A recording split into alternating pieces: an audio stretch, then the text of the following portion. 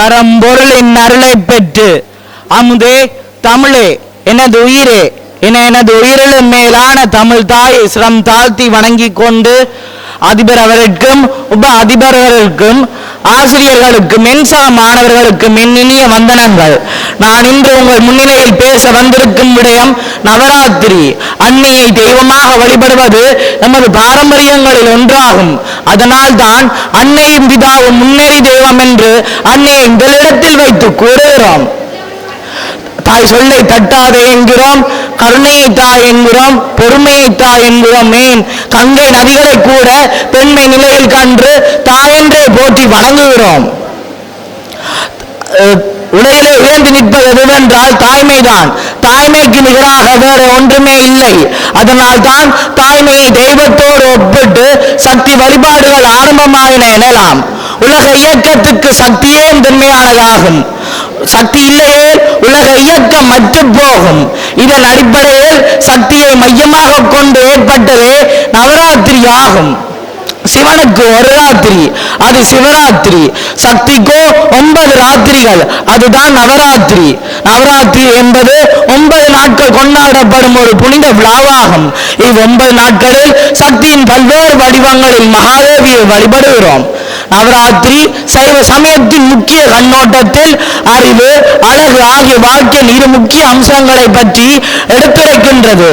நவராத்திரியை நாம் 9 நாட்கள் கொண்டாடுவதன் நோக்கம் நமது வாழ்க்கையில் தெய்வீக வாழ்வியலை ஈட்டுக் கொள்வதற்காகவும் தீய செயற்பாடுகளை தவிர்த்து நல்வாழ்வை அமைத்துக் கொள்வதற்கும் ஆகும். நவராத்திரி முதல் 3 நாட்களும் துர்க்கையை வழிபடுகிறோம். துர்க்கை தெய்வம் வீரத்தின் அடையாளமாகும். இவர் நமது சிந்தையில் ஏற்படும் தீய செயற்பாடுகளை தவிர்த்து தன்னம்பிக்கையை வளர்த்துக் கொள்ளவும் நம்மை உயர்த்தவும் தடைகளை தகர்த்து எறியவும் உதவுகிறார். லட்சுமி என்றால் அனைவரும் செல்வம், செழிப்பு, நலன் என்று நம்புகிறார்கள். ஆனால் உண்மையில் செல்வம் என்றால் தாராள மனத்துடன் பகிரும் பண்பே ஆகும்.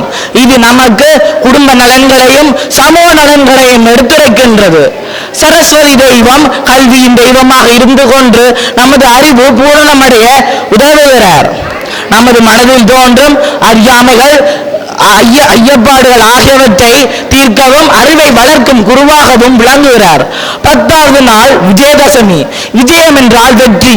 நவராத்திரியில் கொண்டாடப்படுகின்ற துர்க்கை, லட்சுமி, சரஸ்வதி ஆகிய 30 தேவிகளை முழு மனதுடன் வழிபடுபவர்களுக்கு எந்நேரமும் வெற்றி கிடைப்பதோடு பூரண நலன் கிடைப்பது என்பதை விளக்குவதே விஜயதசமி ஆகும். நாம் எல்லோரிடத்திலும் அம்பிகை வாழ்கிறாள். அம்பிகையின் கருணையாலே நாம் அனைவரும் வாழ்கிறோம் என்பதை விளக்குவதே கொலுவைத்தல் ஆகும். நவராத்திரியின் போது நமது வாழ்க்கையில் பரிசுத்தம், ஒழுக்கம், நன்னடத்தை ஆகியவற்றை வெளிப்படுத்த ஒரு சிறந்த வாய்ப்பாக விளங்குகிறது. இதை நாம் ஒரு ஆன்மீக பயணமாக எடுத்துக்கொண்டு நமது வாழ்வில் தீய செயற்பாடுகளை தவிர்க்க கற்றுக்கொள்வோம். பண்டிகையின் மூலம் நல்வாழ்வு, அமைதி, மகிழ்ச்சியை அடைய வாழ்த்துகிறேன்.